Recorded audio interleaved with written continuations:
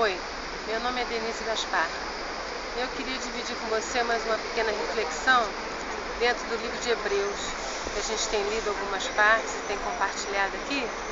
E eu queria ler com você o capítulo 9, um pedacinho que diz assim: porque Cristo não entrou em santuário feito por mãos, figura do verdadeiro, porém no mesmo céu, para comparecer agora por nós diante de Deus.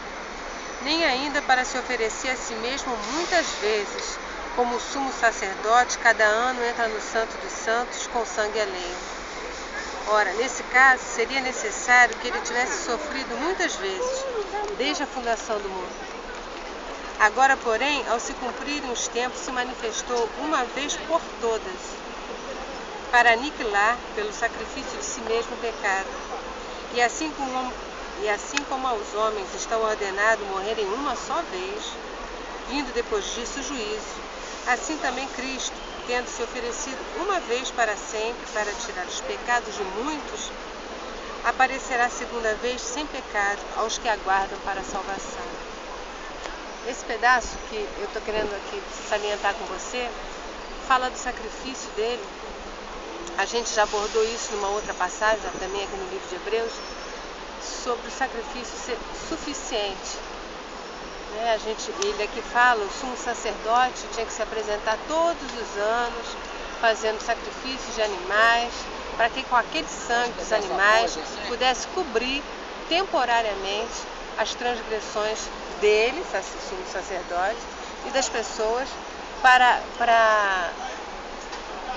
diante do Senhor. Então, com o tempo, todos os anos eles faziam isso. E o Senhor veio para uma única vez, oferecer um único sacrifício, totalmente suficiente para pagar de uma vez por todas, aniquilar os pecados que eram contra nós. Porque, ao contrário dos animais que eram imolados pelo sumo sacerdote, que não tinham vontade própria, não sabiam por que estavam sendo mortos, ele foi voluntariamente. Ele se ofereceu para cancelar o escrito de dívida que era contra mim e contra você. E ao contrário do sumo sacerdote, que antes, homem como eu e você, tinha cometido, era homem de pecado, tinha que pagar pelos seus próprios erros todos os anos, renovando aquele sacrifício. Jesus não, porque ele não foi concebido em pecado, ele era Deus, veio à terra, viveu como homem, nasceu como homem e voluntariamente se entregou para o sacrifício total. Então, o que eu quero salientar aqui com vocês, de uma vez por todas, o sacrifício foi suficiente. Não há mais nada a fazer, não há mais nada por fazer. Ele só deixou para a gente fazer o seguinte, é crer. E nem isso é nosso, porque a fé é dom de Deus. Ele deu esse dom para a gente, ele dá esse presente. Quando você abre o seu coração e se apresenta um pouquinho na presença dele, abre uma nesga do seu coração, para que ele se apresente a você, ele derrama da fé. E você vai crescendo em intimidade, vai crescendo em fé. Nesse entendimento de que já está tudo pago. Então, noutra passagem, que a gente vai meditar mais adiante, outro dia, ele fala para a gente não se deixar envolver por doutrinas que distorçam isso, que digam que tem coisas para você fazer, que são coisas ainda necessárias, que ainda há coisas para serem pagas, que você tem que fazer isso, tem que fazer aquilo, tem que pensar assim, tem que pensar assado, tem que deixar de fazer. Nada disso. Antes de se entregar na cruz, ele disse, está tudo consumado, tetelestai, está tudo consumado, o sacrifício foi perfeito, o diabo foi levado ao desprezo, o escrito de dívida foi cancelado, a gente se apropria disso mediante a fé. É graça, é presente de Deus para mim e para você. Basta nós crermos. E aí ele diz assim, que não foi com sangue alheio, né? Foi com o seu próprio sangue que ele derramou. Não foi o sangue de animais que não sabiam nem que estavam morrendo. Ele entregou o seu sangue, que era puro, porque imaculado, sem pecado, por mim e por você. Um sacrifício mais que suficiente. Uma vez por todas. E ele morreu para que a gente tenha livre acesso. E eu gosto de enfatizar isso, porque tudo que foi feito para que a gente viva em intimidade com Deus. Tudo que foi feito, tudo que foi pago, tudo que foi consumado, foi para que eu e você possamos entrar com intrepidez, com confiança na presença do Deus Criador, do Deus Todo-Poderoso, e chamar Ele agora de Pai, e gritar por socorro quando for necessário, e pedir consolo, e pedir conforto, e pedir carinho, e pedir orientação, e receber, muito mais do que pedir, receber dele aquilo que Ele tem para dar, para nos ensinar, e receber dele o quê? Receber vida nova, receber amor, aprender a amar como Ele amou, receber perdão, aprender a perdoar, receber misericórdia e aprender a ser misericordioso, receber graça de Deus, graça e de graça, para a gente poder ser gracioso com as outras pessoas, para que a gente não veja mais as coisas como a gente via segundo os nossos valores, segundo os nossos entendimentos, mas que agora a gente veja, a gente ouça, a gente perceba tudo que está aqui à nossa volta, como Ele percebe, com graça, que disse: Pai, perdoa porque eles não sabem o que estão fazendo. São cegos, muitas vezes guiados por outros cegos. Para isso Ele veio, para traduzir o que os homens até então não estavam entendendo, que era a graça de Deus, o caráter de Deus, a misericórdia de Deus. Ele veio para revelar isso, para nos dar esse acesso ao Pai. Então, não se deixe enredar por outras doutrinas, não se deixe enredar por discursos muito bem elaborados, discurso bem, bem apresentado, bem formulado, pessoas bem apessoadas. Se deixa enrolar, não. Foi de graça.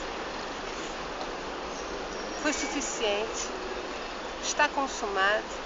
Agora você entra na presença de Deus e ali você tem aconchego.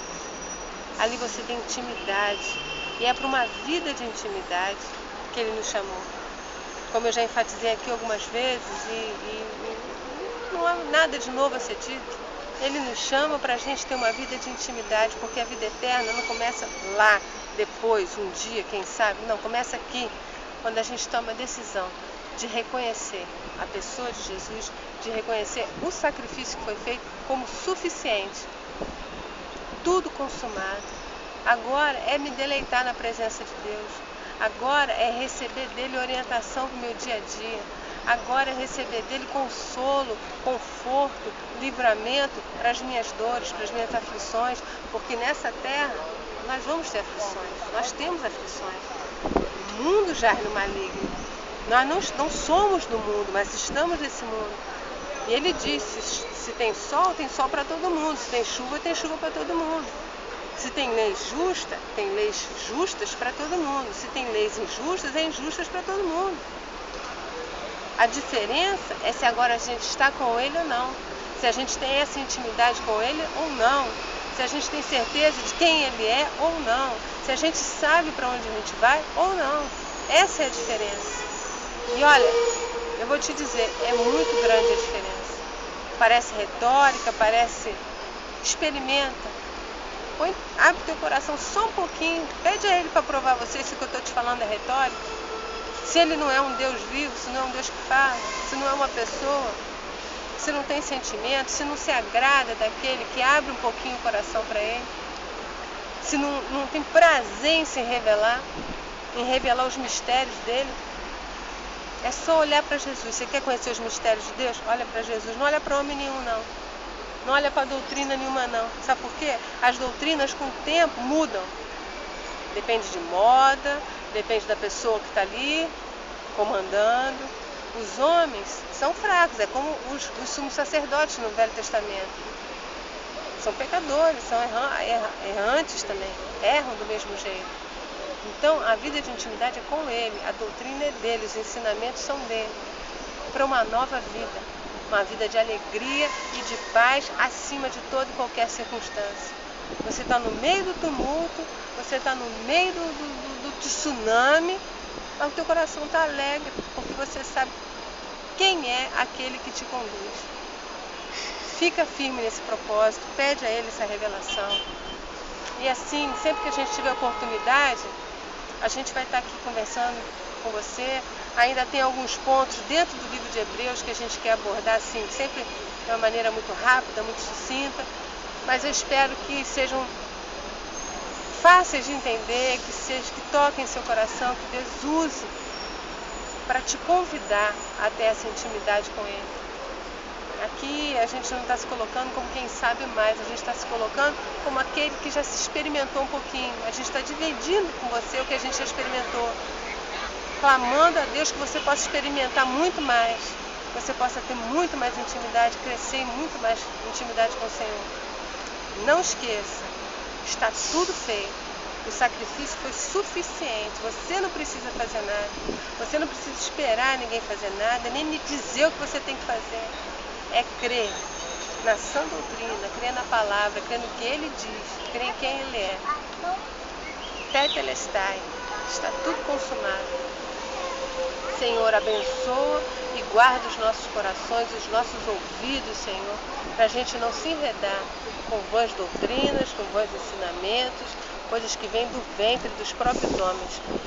Em nome de Jesus, eu peço o Teu Espírito pondo fome e sede de Ti em nós, Pai, para que a gente tenha vontade, desejo, cada dia maior de Te buscar e buscar intimidade contigo. Em nome de Jesus. O Senhor te abençoe, te guarde, te dê a paz e até uma próxima oportunidade. Em nome de Jesus.